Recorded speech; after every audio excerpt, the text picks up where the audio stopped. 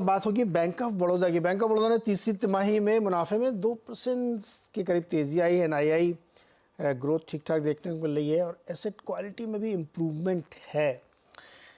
Bank के नतीजों में बातचीत करेंगे। हमारे साथ बैंक के MD and CEO Devdutt Chand ji हैं। देवदत्त सर, बहुत बहुत स्वागत है आपका सीएनबीसी आवाज़ पर।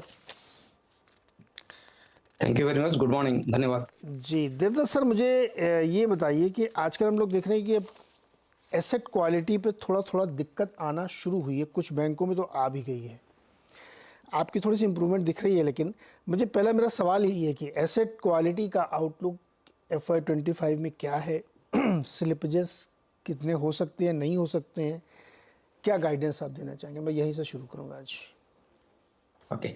सो हमारा जो स्लिपेज रेशियो है, जो हमने FY24 में स्लिपेज रेशियो दिया है, वो 0.99 है, जो कि लास्ट ईयर से बेटर है।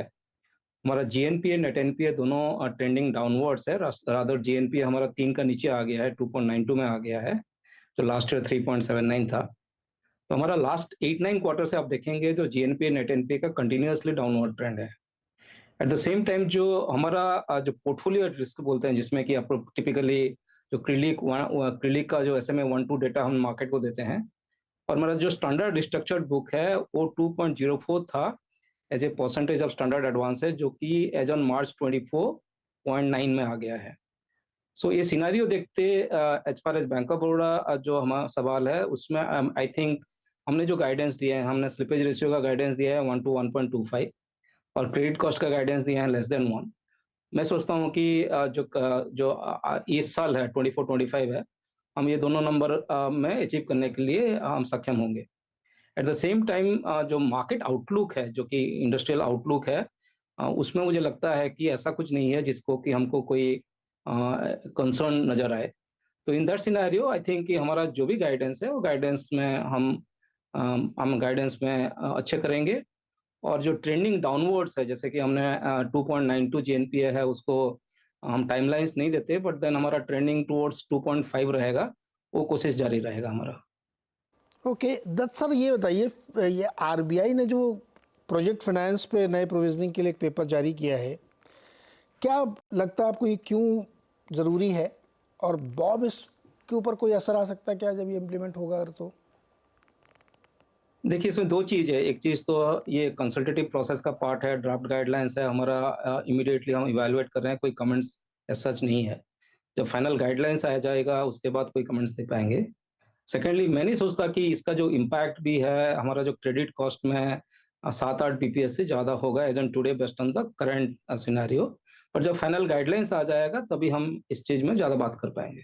आई एग्री। बस एक छोटा सा इसमें कि आपको लगता है कि आरबीआई को कहीं डर होगा, इस वजह से वो ये प्रीएम्प्टिव एक्शन ले रहे हैं? क्यों, जरूरत क्या थी इसकी? नहीं, ऐसा कुछ नहीं है। एक्चुअली मार्केट सिनेरियो में डिफरेंट आउटलुक प्रिवेल करता है, और कोई भी एक्शन होता है तो उसी आउटलुक को देखकर करता है। जब बैंक्स का बैलेंस शीट अच्छा है, सब कुछ अच्छा है, तो कोई प्रोएक्टिव डिसीजन मेकिंग हो सकता है। बट अगेन, ड्राफ्ट गाइडलाइंस है, कंसल्टेटिव प्रोसेस है। एक बार जब फाइनल आ जाएगा तभी कोई ऑफिशियल तहत से हम इस बारे में ज़्यादा बात कर पाएंगे। ओके सर, एसएमई और एग्री पोर्टफोलियो आपकी जो क्वार्टर एंड क्वार्टर है उसमें कम ग्रोथ देखने को मिली है ओवरऑल के मुकाबले, क्या कारण था इसका? ये सही है। हमारा जो एग्री ग्रोथ है ऑलमोस्ट लाइक 12%, 12.5% लास्ट बहुत सारे क्वार्टर से हैं और ईयर भी है।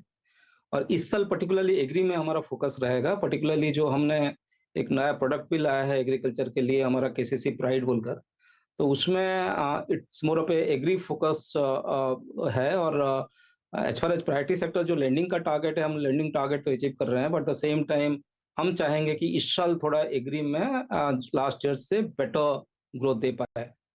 और ये प्रोसेस में थोड़ा जो सर्विस लेवल का इशू है, जो प्रोसेसिंग इशू है, उसमें and to end digital process है, ये सब में काम कर रहे हैं एग्री लेंडिंग लेकर। एंड मैं सोचता हूँ कि इसी एफर्ट्स के साथ जो लास्ट ईयर का ग्रोथ था उससे 1-2% ज़्यादा 24-25 में हमारा आना चाहिए। Okay sir, corporate loan growth क्या आउटलुक दिख रहा है, कैसा चल रहा है वो? नहीं, अपना पूरा लोन ग्रोथ का पूछा? नहीं, कॉर्पोरेट का, सिर्फ कॉर्पोरेट का। कॉर्पोरेट हमारा जो नॉर्मल ग्रोथ है 11-12% रहता है। हम ओवरऑल जो लोन का गाइडेंस दे रहे हैं 12-14% दे रहे हैं। उसमें कॉर्पोरेट का गाइडेंस है 11-12% है। बट कॉर्पोरेट ये भी ध्यान देना है, मेरा पोटेंशियल टू ग्रो कॉर्पोरेट में बहुत ज़्यादा है। बट हमने जैसे कि इस साल जो स्ट्रैटेजी रखा था कि जो डिपॉजिट ग्रोथ के साथ हमारा एडवांस ग्रोथ को थोड़ा कैलिब्रेट करें और उसको अलाइन करें।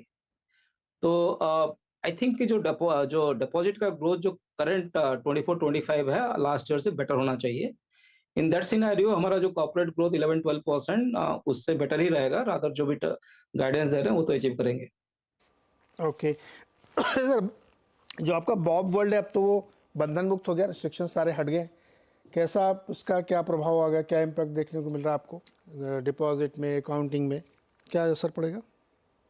इम्पैक्ट तो पॉजिटिव है डेफिनेटली। जो अकाउंट्स जो बॉब वर्ल्ड का थ्रू एक्विजिशन नहीं हो पा रहा था वो तो अभी भी होगा। क्या बट इसकी मैं ये भी वजह से बता बहुत दूं ज़्यादा जो असर बॉब पड़ वर्ल्ड रहा का था बैन क्या दत्त साहब, बहुत ज़्यादा नहीं असर पड़ ज़्यादा रहा था इसकी वजह से? नहीं, इसका ज़्यादा असर नहीं था। पहले भी हमने ये किया है, जो हमारा जो ग्रोथ है, आप डायरेक्टली असर का बात करेंगे तो जो सेविंग फंड अकाउंट रिटेल का होता है, हम्म, हमारा जो सेविंग फंड का ग्रोथ आप लास्ट मेनी क्वार्टर से लेंगे तो ये जो सिस्टम से रादर अलाइंड है, रादर सिस्टम से बेटर भी है। सो इन दैट सिनेरियो मैं पहले भी बोला था कि जो बाकी चैनल्स है उसमें हमने काफ़ी थ्रस्ट दिया था, उसके लिए बिजनेस सस्टेन कर किए थे। बट अभी बैन निकल गया है तो उसका पॉजिटिव इम्पैक्ट आएगा और बॉब वर्ल्ड में कस्टमर एक्विजिशन भी ज़्यादा होगा। तो उसमें हमारा जो टारगेट है, एक्चुअली इस बार हम यही भी बोल रहे हैं कि डिपॉजिट का ग्रोथ 10-12% रहेगा, जिसमें कासा में फोकस रहेगा। और ये पर्टिकुलर जो बैन का जो रिवोकेशन है, इसमें हमको काफ़ी मदद करेगा वो। ओके दत्त सर, बहुत बहुत शुक्रिया जुड़ने के लिए, बातचीत करने के धन्यवाद। लिए और हमें समझाने के लिए नतीजों को।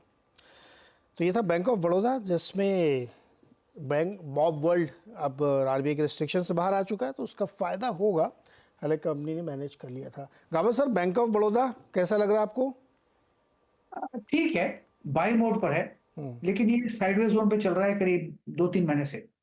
तो यहाँ से जब बाहर निकलेगा तो एक अप मूव मिलेगा, लेकिन बाय स्ट्रक्चर में है, बाय ऑन डिप स्टॉक है bank of Baroda, long term के लिए होल्ड है।